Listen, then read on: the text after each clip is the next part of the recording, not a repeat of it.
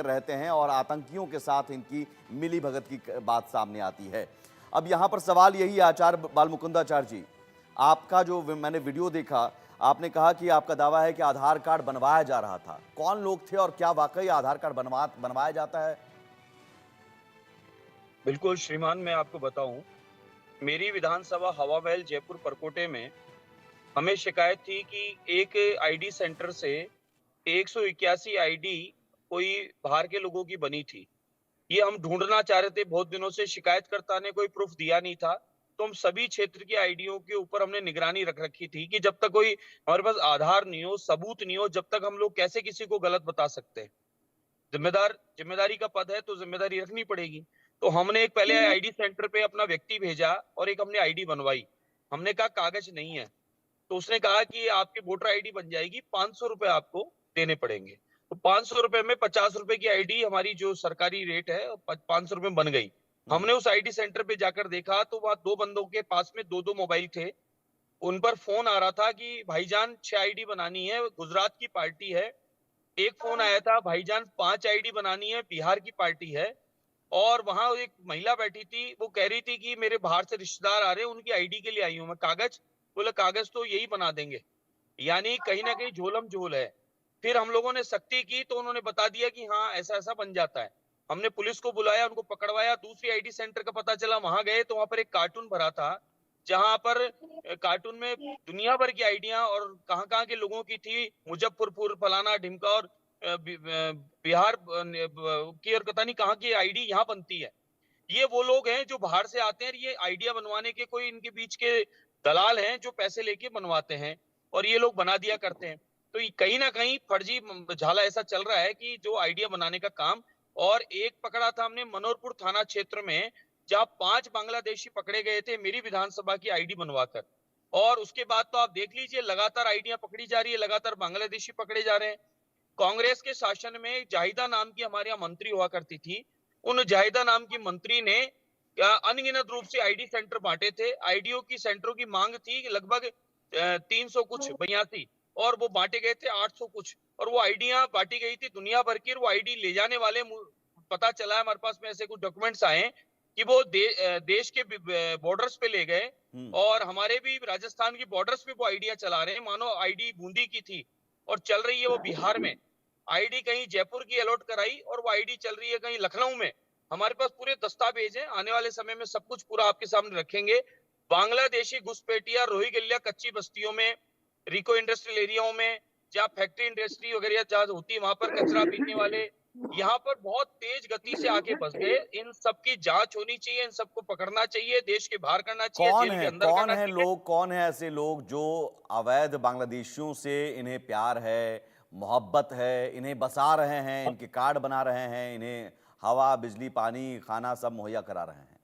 पिछले वर्ष हमारे यहाँ 5 वर्ष कांग्रेस का शासन था। और कांग्रेस के वोट बैंक बनाने के लिए ये कार्य किया गया। और कांग्रेस के जो विधायक यहाँ मौजूद थे, उन्होंने इनको यहाँ पर पनपाने का काम किया। उनके वोटर आईडी बनाकर उन लोगों को अपना वोट बैंक मानकर उनको यहाँ बसाने का काम किया। उन्होंने यहाँ देश को खतरा उत्पन्न किया। ये मानो कि अगर ये स्थिति रही तो बड़े आराम से कहीं से भी कोई आके कागज बनवा लेगा। कल भी हमने एक जगह, एक बस्ती थी, वहां पूछा चलते हुए रास्ते में कि भाई आपकी कहाँ है? बोले हम बिहार के हैं। मैं कहा कागज कहाँ है? तो कागज मांगने पर भाग के चले गए, वो रुके नहीं वहां, वो तेज गति से भाग गए। और फिर हमने पुलिस को सूचना भी कर दी कि आप इनको चेक करिए, ये लोग कहाँ के हैं, यहाँ क्यों रह रहे हैं और हम्म। कागज मांगने पर भागे क्यों ये। तो ये बहुत बड़ा चिंता का विषय है। और देश में चारों तरफ अभियान चलाना चाहिए, किराएदार वेरिफिकेशन करना चाहिए। और सार्वजनिक स्थानों पर, आपने फुटपाथ उस पर, युवक को रोड पर, आतंकवादी डिवाइडर कहा, पर। जिस युवक को आतंकवादी कहा, वो कौन है? क्या वही सब ये सब काम करता था? अरे साहब, आईडी आईडी सेंटर पे जो आइडिया बना रहा था, हम्म। मैंने कहा भैया ऐसे तो तू आतंकवादियों की बना देगा, तो तू भी एक प्रकार का आतंकवादी हो हमारे लिए। तो जो देश में इस प्रकार के लोग आकर यहाँ आतंक फैलाते हैं या देश में शांति से रहने वाले लोगों को नुकसान पहुंचाने का काम करते हैं, देश में जो अपना टैक्स देकर और देश को विकास की ओर ले जाने का काम कर रहे हैं, तो उन लोगों को फोकट में या राशन दिलवाने का काम कर रहा है। तो अपने आप में एक प्रकार का तू तो यहाँ आतंकी फैला रहा है हमारी जान को, कि इस देश के लिए खतरा है ऐसे लोग। तो इसलिए मैंने थोड़ा सा ये बात कह दी थी। लेकिन मेरा कहने के पीछे ध्येय यही था कि भाई ये देश को ये चिंता का विषय है, बहुत बड़ा खतरा है। आप देखिए तो क्या बांग्लादेश में आपको क्या लगता हो है रहा है। आचार्य जी कि यहाँ के मुसलमान शह देते हैं, यहाँ के मुसलमान कुछ हैं जो इन लोगों को पनाह देते हैं? मैं तो अगर कोई ऐसे देते हैं तो उनसे भी अनुरोध करूंगा कि आप पूरी दुनिया की हालत देख लीजिए। भारत 2014 से जिस कदर विकास की ओर बढ़ रहा है, हम्म, आज पूरी दुनिया में वर्ल्ड लीडर के रूप में भारत और आदरणीय मोदी जी के नेतृत्व में हम्म, आज पूरी दुनिया जिस ओर देख रही है, तो आप देखिए कि पाकिस्तान की क्या हालत हो गई, क्या ठीक है। दुर्गति हो रही है, सीरिया की क्या दुर्गति हो रही है, हाँ, इधर पड़ोस में बांग्लादेश की क्या स्थिति हो रही है। तो सबको समझना चाहिए, हमारे लिए हमारा नेशन जरूरी है, हमारे नेशन की ठीक है। उन्नति जरूरी है, बिल्कुल, और देश यहाँ की पर जिस सुरक्षा कदर के साथ विकास हो रहा है खिलवाड़ उसमें कर अगर योगदान वोट जरूरी है। बैंक बनाने की बात हो रही है, तो ये इससे ज़्यादा शर्मनाक नहीं हो सकता है। लेकिन सवाल है कि मौलाना अली हुसैन साहब, हमारे यहाँ कौन लोग हैं? कांग्रेस ने अपना वोट बैंक मानकर इनको बढ़ाने का काम किया है, और कांग्रेस ने इनकी आइडिया बनवाने में सहयोग किया है। अब इनकी जांच हो रही है। आप देखें कि राजस्थान में तेज गति से हमारी जांच हो गई है पिछले 9 महीने में। जैसे मुख्यमंत्री महोदय पदभार लिए उसके बाद हाँ, से तेज गति से काम हो रहा है, ठीक और है। रोज पकड़े जा रहे हैं, और रोज पकड़ पकड़ कर इनको जेलों में डाला ठीक है, जा रहा है। लेकिन मददगार कौन है? मौलाना अली हुसैन साहब, बिना मददगार के तो ये बांग्लादेश से आकर यहाँ बस तो नहीं जाएंगे आराम से। देखिए, इसके अंदर ये कहना कि ये लोग खुद आ जाते हैं, जब तक कि कोई सपोर्ट नहीं करता उस वक्त तक भारत के अंदर कोई दाखिल नहीं हो सकता। हमारी जो है सब तरफ जो है चौकसी है और मिलिट्री होती है बॉर्डर के ऊपर बाकायदा तरीके से। ऐसा नहीं कि आजादी से कोई आ जाए इसके अंदर। तो हुकूमत को चाहिए कि सख्त बॉर्डर पर सख्त सख्त हो जाए, और किसी भी बांग्लादेशी या पाकिस्तानी या किसी भी कंट्री का आदमी हमारी कंट्री में ना आने पाए, और जो लोग आ गए हैं उनको यहाँ से निकाला जाए, क्योंकि हमारे देश की आबादी खुद बहुत बड़ी हुई है, यहाँ खुद तमाम मसाइल हैं। और ये बात सही है, जैसे भी बता रहे थे गुरुजी के बांग्लादेशी जो हैं वो खास तौर बंगाल के अंदर, उड़ीसा में और उन इलाकों में ज्यादातर आए हुए हैं और रहते हैं वहाँ के ऊपर, और तो जबान भी सीख लेते एनआरसी हैं, तो यही कारोबार भी। वजह है ना मौलाना साहब, एनआरसी तो यही सरकार कह रही है कि एनआरसी लागू करने के लिए वजह यही है, नेशनल सिक्योरिटी। नहीं तो तो एनआरसी का फिर कोई विरोध देखिए, क्यों हो रहा है? नहीं तो कोई विरोध कहाँ कोई कर रहा है, ऐसा थोड़ी है कि विरोध कर रहा है कोई।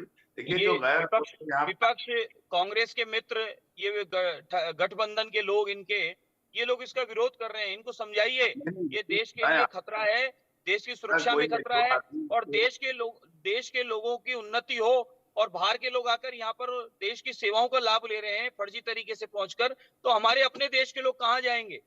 हमारा देश अपने आप में इतना विराट परिवार है, तो हमारे देश के नहीं, लोगों का मौलाना साहब कह रहे हैं कि जो, सारे मुसलमान नहीं है, कुछ मुसलमान इसमें शामिल हैं। बिल्कुल मैं भी ये कह रहा हूं कि इस समय आप देख लीजिए पूरी दुनिया में मुस्लिम देशों की हालत क्या हो रही है। ठीक जो है। इस प्रकार के जिहादी लोग हैं, आप देखिए आज बांग्लादेश में लड़ाई क्या है। बांग्लादेश में वो चाह रहे हैं कि तलवार की नोक पे धर्म परिवर्तन करा दे, तलवार की नोक पे इनके व्यापार खा जाए, तलवार की नोक पे इनकी बहन ठीक है। बेटी को उठा ले जाए, तलवार की नोक पे वहां पर धर्म स्थलों को और तोड़ने का यही काम वजह करें। है कि हमने कहा कि बांग्लादेश से तो हम निपट लेंगे, कूटनीतिक तौर पर भी, रणनीतिक तौर पर भी, और हमारी सेना सक्षम है। लेकिन अंदर में जो जिहाद दुश्मन ठीक बैठे नहीं हैं, है। अंदर में जो यहाँ भारत के अंदर दुश्मन बैठे हैं, उन दुश्मनों को मदद करने वाले जो हैं वो भी बड़े दुश्मन हैं। तो मौलाना साहब, मुझे लगता है कि देखिए, मुसलमान, मैं सभी नहीं मुसलमान की बात कर रहा हूं, लेकिन चंद मुसलमान तो ऐसे हैं देश में जो इन बांग्लादेशियों को, रोहिंग्याओं को मदद कर रहे हैं बसाने में, पनाह देने में। देखिए, ये जो आप कह रहे हैं बिल्कुल दुरुस्त है और सही बात है कि मुसलमानी जो है मदद करता है।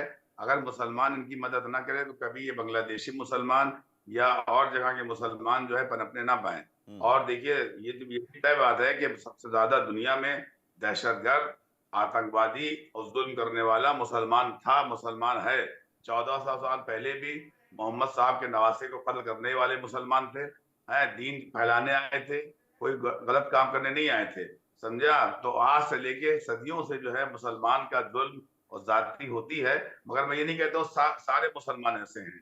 अब आप देखिए कि सीरिया के अंदर किस तरह का कत्लेआम हो रहा है, बेगुनाह शियों का कत्लेआम किया जा रहा है, हम्म। और वहां के ऊपर सारी दुनिया खामोश तमाशाई बनी हुई है। बांग्लादेश के अंदर हिंदुओं पर अत्याचार हो रहा है, सारी दुनिया जो है तमाशाई बनी हुई है। हमारा कहना यह है कि जहां पर भी जुल्म किया जा रहा है, चाहे वो मुसलमान करे या कोई करे, उसके खिलाफ एहतजाज करना चाहिए है। भाई, ये इस्लाम बताता है, ये दीन बताता है। ये दीन पे चलते ही नहीं है, इनके पास दीन है हिंदू ही नहीं इन समाज लोगों। ठीक है, ठीक हिंदू है, ठीक समाज, है, सनातनी समाज दुनिया के किसी कोने में रहे, वो अमन चैन पसंद करता है, ठीक है, और ठीक है। वहां के एच एस रावत पूरी जी, एच दुनिया एस में वो रावत जी। सबको जी, वसुधैव कुटुंब जी। मानता है। सनातनी हाँ। समाज कभी भी कई